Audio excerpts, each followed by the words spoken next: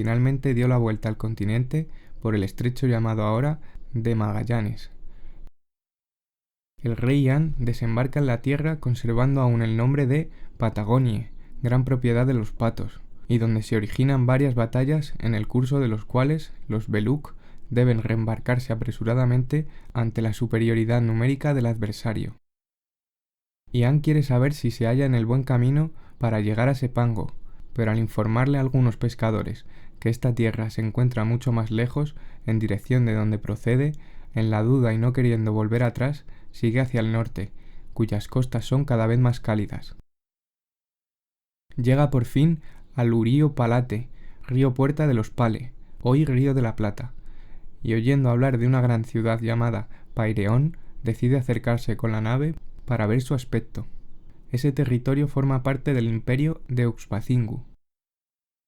Llegado a este punto del relato del fabuloso viaje de Ian, me complace en informar al lector que el nombre actual de Argentina proviene de la antigua expresión de palate, palabra formada por pale y por ate, es decir, gentes de pa y puerta.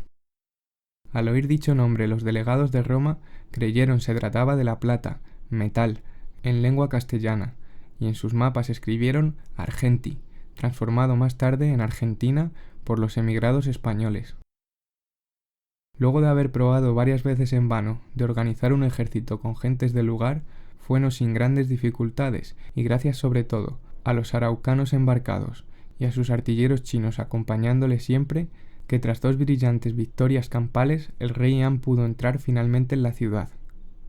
Vio como sus calles eran completamente rectas y además de numerosas chozas de arcillas cocidas al sol, se erguían algunos palacios de enormes piedras a formas irregulares. Un tratado quedó sellado entre el emperador de Uxpacingu y el rey Ian por mediación de sus respectivos plenipotenciarios. La frontera entre ambas naciones pasaría por el río Uruguay, nombre según el modismo patois del lugar expresando las 2 significaciones siguientes: agua del estuario y río sirve de frontera, dirigiéndose luego hacia las altas montañas del oeste, por lo que creo utilizaban los ríos Paraná, Paraguay y Pilcomayo, aunque solo se habla del Paraguay, agua fronteriza de los pares. Al norte quedaba Paraná, la parte de los pares. Una vez terminada la guerra con el imperio de Uxpacingu, el rey Ian une las tierras de Chile a las de Palater o Plater, y nombra a uno de sus hijos, obtenido con la hija blanca de un sarde procedente de Emporitol y nacido en Ucrania, como rey de esa gran nación que llama Araucandie. Ian lleva consigo a hijos e hijas de más de 40 años de edad y a otros mucho más jóvenes, así como a numerosos nietos y nietas. Nacieron en todas partes de sus uniones con las mujeres que ha conocido. A todos les ha enseñado las costumbres de los Uk. Los afincados en ese reino fueron llamados los Gaucos, los chicos Uk. Eran más de la mitad de los que Ian llevaba consigo a bordo, siendo también los más jóvenes. Hoy bien podemos ver cómo el traje de gaucho, con sus pantalones, sus botas de cuero, su chaquetilla, etc., es el traje nacional antiguo de los Uk, es decir, de los kazak, del río Don y del río Volga. Asimismo, las danzas de los gauchos recuerdan las antiguas danzas de los kazak, llegadas a esas tierras con la nave de Dardanos. Los Uk y los Bere, en general, al bailar ponían las manos en la cintura, las apoyaban sobre las cabezas o las juntaban detrás de sus espaldas, o bien cruzaban los brazos sobre los pechos con tal de no parecerse a los payos, siempre bailando o cantando dando palmas con las manos, levantando los brazos por encima de sus cabezas y agitando castañuelas. También el gran rey Uk introdujo la sardane, hoy sardana, en todos los territorios que fueron sus reinos, desde la India hasta Araucandie. En la mayor parte de esas tierras dicho baile ha desaparecido, posiblemente hace unos pocos siglos, mas todavía subsiste en la India de Asia, en Chile y en Argentina. Igualmente los Uk aportan sus instrumentos musicales como la flauta, el tamboril y sobre todo el violín, tal como Ian lo hizo en México. Sí, después de la gran tierra de los Uk, llamada Reino de Ucrainie, aparecía otro reino o tierra de los Uk, tanto o más extenso que el anterior. En la capital del nuevo reino, Dardanos hace levantar una gran estatua en honor y gloria a María Ian Betistu, y por esta razón llama a la ciudad Airion Mari, nombre dando origen al actual de Buenos Aires. Primero existió, como ya dije, la ciudad de Paireón, capital de la provincia de Palatea, la cual, tras la llegada de Dardanos, se transformó en Airion Mari, llamada también Airimaribú por los gaucos. Fue capital del reino de Araucandie. El nombre de la ciudad significaba la buena ciudad de María, ya que el rey Ian confió su protección y la de sus habitantes, hijos, nietos, tataranietos y descendientes suyos a la gloriosa María, Madre de Dios. Aprovecharé para decir lo siguiente. El nombre de Lagoa dos Patos, en el estado de Río Grande do Sul, del actual Brasil, no se refiere a que en este lago, alguna vez en el pasado, hubiese patos salvajes deslizándose en sus aguas, como algunos brasileños de la región me han asegurado. Ahora desde luego no se ve a ninguno, pero es la traducción del nombre original Patocingira, lago de los patos. Ahora bien, los patos referidos eran los patos, es decir, los habitantes de la Patagonia, llamados también patagos, patacos, pataques o patagones. Si ahora hay aves palmípedas llevando el nombre de patos, es porque andan similarmente a como lo hicieron los patos, es decir, los soldados patos. Por eso también se llama paso de la oca o del ganso, a esa manera de desfilar de los militares, los cuales han conservado aún las costumbres payas porque las naciones que representan fueron durante largo tiempo colonias de paz. A los habitantes de la capital de Araucandie se les llama mariquis o mariconis. Los del puerto hallándose sin protección en la entrada del estuario se llaman cairuas, y debían ser los que en ciertos libros aparecen como charruas. Para saber el origen de las palabras y nombres, incluidos los de naciones, ciudades, ríos, montes, etc., sin olvidar las personas de cualquier lengua hablada en el pasado y en los actuales tiempos, es absolutamente necesario conocer previamente la historia, es decir, la trayectoria del ser humano desde sus orígenes. De lo contrario, es imposible percatarse o descubrir el porqué de la ortografía e incluso pronunciación de cada palabra. Cuando Dardanos logró borrar todo vestigio de las prácticas sanguinarias de los pares y vio cómo sus hijos y nietos se desenvolvían a gusto en la nueva nación, quizá la que mejor le agradó desde su salida de Emporitol y según él en donde más paz halló, una buena mañana abraza a sus queridos gaucos y sube a bordo de la Baleine. Sus primeras notas son nostálgicas, pues llueve durante varias jornadas. Al fin el sol luce radiante, y es cuando sus ojos sorprendidos ven un espectáculo maravilloso, un espectáculo fabuloso de montañas escarpadas y puntiagudas, de islas pequeñas y rocosas, de hermosas bahías abriéndose ante nuestra vista. Dardanos da la orden de aproximarse a la costa con objeto de desembarcar. Ya le advirtieron cómo el lugar empezaba a formar parte de aquel inmenso Iriu Oro, de Atelantico, del cual Alexandre le habló muchas veces. Dardanos escribe, mas por mucho que mirábamos del lado del sol naciente, no veíamos la otra orilla, debiéndose seguramente a que este continente retrocedió enormemente por efecto del golpe.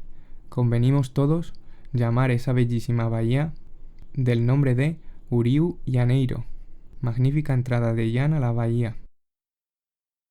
Efectivamente, más de 100 grandes barcas, bien repletas de remeros, rodearon la nave de Ian, dándole escolta hasta tierra firme, en medio de un estruendo de ovaciones y de gritos de alegría. Como Dardanos señala una montaña en forma de pulgar apuntando al cielo, conforme se entraba en la gran bahía, esas gentes le dicen llamarla Tupi, torre en forma de pi, expresión antes dicho también pitón, al igual que ahora. Nada más apeado a tierra, una embajada procedente de Uspacingu da la bienvenida al gran rey Ian, hacedor de los Uc, brazo derecho de Dios, el 14 de diciembre del 3520 a.C. Ian se halla en una ciudad en fiesta, es la capital de una provincia del imperio, y por tal razón recibió en su tiempo el nombre de Tupinamburu, capital de la provincia de Tupi. Sus habitantes son llamados sencillamente Tupi, como el grueso y alto pitón apercibido desde el mar, y tal apelativo no deja de gustarles a los humanos del sexo masculino atendiendo a Yan. Hoy es la antigua ciudad de Tupinamburu que lleva la denominación de Rio de Janeiro, pero escrito Río de Janeiro. Encima de una colina, dominando la bahía, donde se hallaba una gruta, Yan quiso se levantara una gran estatua de María y el Chico, según el modelo de México y de la que mandó edificar en Aironmari. Mas sus hijos insistieron, esta vez debería ser un monumento representativo de su persona, pues era preciso que dara constancia de su pasaje en esta tierra. También protegería la bahía, la ciudad, las poblaciones y sería siempre venerada. El emperador de Uxpacingo, según creo siendo ya el hijo de Dardanos, le cede todo el territorio situado entre los ríos Uruguay, Paraná, San Francisco y el mar. El último río debe de ser el que lleva entonces el nombre de Verancandi, grande de los Bere. El rey Yan constituye pues el reino de Cariuc, tierra de los Uc. Hoy con el denominativo de Carioca se designa solamente a los habitantes de Río de Janeiro. La corona recayó sobre uno de los hijos del rey mago. El rey Yan se entera de que esta región queda no muy lejos de la famosa El Dorado, donde el Be pasó los primeros años de su primera vida en la tierra, pues no tardó mucho tiempo en recibir una delegación de Belu, pretendiendo ser descendientes de las dos Marías. Eran rubios con los ojos azules. Contaban cómo los pares les hacían perseguir y cazar como si fueran carne de tapir. Vivían en lo más espeso de las selvas, al margen de los acontecimientos imperiales. Aún seguían conservando intacta la lengua original, el elengoa, hablándola incluso mejor que Dardanos. Este queda grandemente sorprendido y les invita a residir en la capital. Muchos tupi ofrecieron sus hijas para que los Belu y los Beluk las pusieran en cinta y así obtener hijos Berún y Pabelu. Tras la marcha de Yan, el sur del reino se separó. Todo el territorio situado al este del río Uruguay, es decir, la actual nación de Uruguay, más el estado brasileño de Río Grande do Sul, y se llamó Guerainie, reino delimitado por agua, según las lenguas patuense y Uc, y sus habitantes los guaraní, hoy guaraní. Un nieto del rey Yan fue rey de ese reino. Sus descendientes, muy belicosos, con el tiempo llegaron a ser los principales promotores de la destrucción del imperio de Uxpacingo. Un buen día el rey Yan piensa que es tiempo de dejar a sus hijos y amigos de Tupinamburu y navegar rumbo a esas tierras de ensueño tan cantadas en la Bibele, las cuales formaron la gran nación de los viejos Bere, en marzo del 3518 a.C. Antes de hablar de ellas, aprovecharé la coyuntura mientras el rey Yan se despide desde la cubierta de su baleine para decir cómo en el siglo XVI de esta era las patatas dulces adquiridas a los naturales en el puerto de Río de Janeiro y destinadas al menú cotidiano de las tripulaciones de los barcos, siendo llevadas y plantadas sobre todo en Alemania, se llamaban Tupinambur. Yan llega a una bahía, la llama Cayateingura, puerto de la entrada que da la vuelta, se refiere a un puerto natural. Dice que no hay un solo ser humano a la vista a todo lo largo de la costa, y el espectáculo de la naturaleza es de gran maravilla, abundando sobremanera los pájaros de todos colores y tamaños, dejándose coger fácilmente. Tras el descubrimiento de América, dicho puerto fue llamado sucesivamente Bahía de Todos los Santos por los españoles, Bahía y San Salvador por los portugueses y Bahía, San Salvador y Salvador por los brasileños. En ese lugar deja a varios de sus nietos y algunos criados. Por fin, ante su vista se descubre el formidable río Amazún. Con el corazón hinchado de emoción, escribe en su relación de viaje: He llegado por fin a la tierra de Veracil, los viejos Bere, en su tiempo llamada Marajá, propiedad de la mare, o Marajá, la propiedad de la mare, y denominada entonces por los payos Maranome, la provincia de la mare. Hoy esta expresión es escrita Maranhao. Ahora esas tierras son llamadas Parandi, grande de los pares. Actualmente solo queda el Pará. He remontado un tiempo las anchurosas aguas del río más caudaloso de la tierra, el Amazún, el río de María, el río de las Surídes. He buscado en vano el Duradu e incluso Manaos, afirmándome algunos hallarse por aquí, mas las gentes de esas tierras no saben dar explicaciones exactas de los lugares geográficos, pese el haber oído hablar de las dos ciudades, las cuales, según dicen, eran las mayores, más ricas y más bellas de la tierra. La una gloria sublime de los Bere y la otra orgullo perenne de los Payos. Cuando me aseguraron la ubicación de Manaos y llegué a un lugar determinado, quedé informado que la ciudad había quedado detrás de mí, debiendo volver sobre mis pasos. Al hacerlo me dijeron que por poco estuve a punto de darme de narices con el Duradu, no obstante haber visto nada mereciendo nuestra atención. Todas esas gentes andaban desnudas y eran de pura raza paya. Nos advirtieron cómo en las proximidades del gran río y en una extensa isla existían varios poblados de nigerois, negros, y efectivamente los vimos. Al descubrirnos se escondieron rápidamente en la selva, abandonándonos sus cabañas y enseres. Preguntamos a los pocos payos pescando en las orillas de los ríos desembocando en el Amazún y nos explicaron que tal vez podríamos ver algunos Belu, de origen Bere. Eran de piel blanca, con pelos rubios y ojos claros, en lugares muy apartados de los bosques, mas nadie sabía dónde quedaban. Afirmaban que los pares, hasta ahora, dieron buenas recompensas a quienes les trajesen alguna niña de carnes blancas y pelos rubios. Si alguien localizaba un poblado de rubios, los pares organizaban una gran cacería, rodeando toda la región. Al darles alcance, mataban a los hombres, comían a las mujeres jóvenes y a los niños, y tiraban las viejas a los yaguare, creo cocodrilos, que los brasileños siguen llamando jaguare, a pesar de emplearse en Europa la palabra jaguar para una especie de tigre. Los payos nos contaron que también los canibale de la Vale, los negros, eran muy aficionados a cazar blancos, y de vez en cuando preparaban por su cuenta grandes batidas. Como sabían que a veces los Belu intentaban escaparse atravesando la desembocadura del gran río Amazún, los caníbales se apostaban en las islas y márgenes del río, y al apercibir las barcas de los blancos los atacaban de improviso, obligándolas a ir hacia la orilla. Los desgraciados Belu, al ver los caníbales, se tiraban al agua tratando de alcanzar por separado cualquier espesura de raíces de los árboles gigantes, nadando todo cuanto podían bajo el agua, pero esos negros conocían bien las tácticas de los blancos y los esperaban escondidos en ambas orillas. Lleno de tristeza y contrariedad respecto a los desgraciados Belu, Dardanos hace escribir todo cuanto le explican y él mismo comprueba, en los rollos de seda natural traídos de China. Esta seda fue blanqueada y ligeramente endurecida. Cada lienzo tiene unos 6 a 7 metros de largo, por 40 centímetros de anchura. La escritura es de color azul, pintada con pincel, y la tinta debió ser lo que ahora, y quizá a partir del viaje de Dardanos, se llama tinta china, con algún colorante.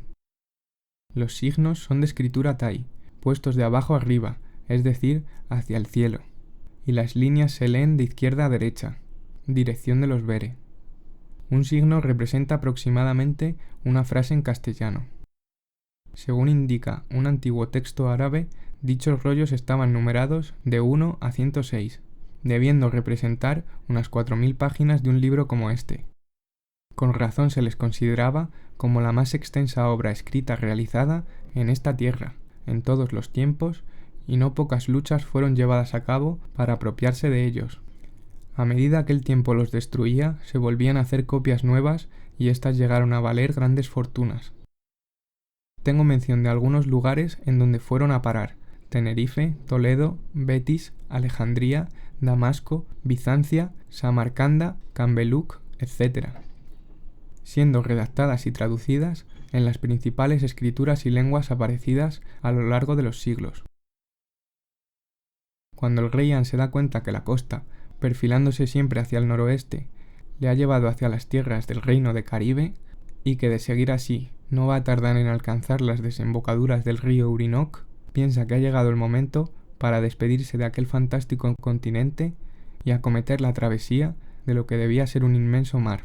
Según algunos valientes Belu le dijeron en Tupinamburu, porque varias veces intentaron atravesarlo sin conseguirlo, pues ya no era aquella estrecha franja de agua antes llamada Atlántico. Dardanos se percata cómo seguramente iba a navegar en dirección de la costa africana y, no gustándole la idea de caer en manos de los negros, pone su timón dirección ligeramente noroeste. Estancia en Araucandie y Veracil 10 años, del 3528 al 3518 a.C.